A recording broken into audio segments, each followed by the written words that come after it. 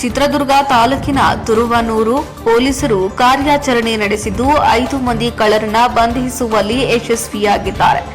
ಗುರುವಾರ ಬೆಳಗ್ಗೆ 9 ಗಂಟೆಗೆ ಈ ಬಗ್ಗೆ ಮಾಹಿತಿ ದೊರೆತಿದ್ದು, ಮಧ್ಯಪ್ರದೇಶದ ಮೂಲ ಟೋನಿಯಾ ಕಮಲ್ನಾಥ್, ಶ್ರವಣ್ ಜೋಗಿ, ಜೈನನಾಥ್ ಚೌಹಾಣ್ ಹಾಗೂ ಸಂತೋಷ್ ನಾಥ್ ಎಂಬ 5 ಮಂದಿ ಕಳ್ಳರನ್ನ ಪೊಲೀಸರು ಬಂಧಿಸಿ ಕರೆತಂದಿದ್ದಾರೆ.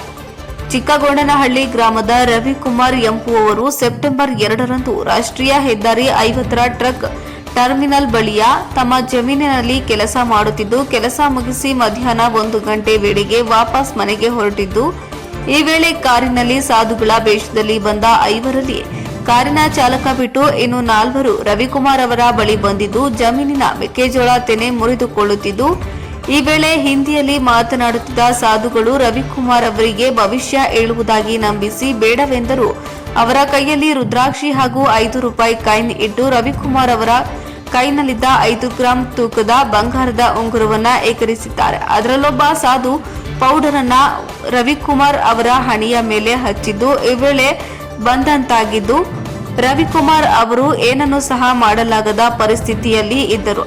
ನಂತರ ಎಚ್ಚರಗೊಂಡ ರವಿಕುಮಾರ್ ಅವರು ನೋಡಿದಾಗ ಕಳ್ಳರು ಕಾರಿನಲ್ಲಿ ಕೂತುಕೊಂಡು ಹೊರಟಿದ್ದು, ರವಿಕುಮಾರ್ ಅವರು ಕಿರಿಚಿಕೊಂಡಿದ್ದು, ಅಷ್ಟರಲ್ಲಾಗಲೇ ಕಳ್ಳರು ಎಸ್ಕೇಪ್ ಆಗಿದ್ರು. ಇನ್ನು ಈ ಬಗ್ಗೆ ಪ್ರಕರಣ ದಾಖಲಿಸಿಕೊಂಡ ತುರುವನೂರು ಠಾಣೆಯ ಪೊಲೀಸರು ಆರೋಪಿಗಳ ಪತ್ತೆಗೆ ಬಲೆ ಬೀಸಿದ್ದು, ಟೋಲ್ಗಳ ಸಿಸಿಟಿವಿಯಲ್ಲಿ ಆರೋಪಿಗಳು ಕಾರಿನಲ್ಲಿ ತೆರಳಿದ ಬಗ್ಗೆ ಮಾಹಿತಿ ಪಡೆದು ಬೆಳ್ಳಂಬೆಳಗ್ಗೆ ಟೋಲ್ ಬಳಿ ಕಾರಿನ ಸಮೇತ 5 ಮಂದಿ ಸಾಧು ಕಳ್ಳರನ್ನ ವಶಕ್ಕೆ ಪಡೆದು ಬಂಧಿಸಿ ಕರೆತಂದಿದ್ದು, ಹೆಚ್ಚಿನ ಪರಿಶೀಲನೆಯನ್ನು ಪೊಲೀಸರು ನಡೆಸುತ್ತಿದ್ದಾರೆ.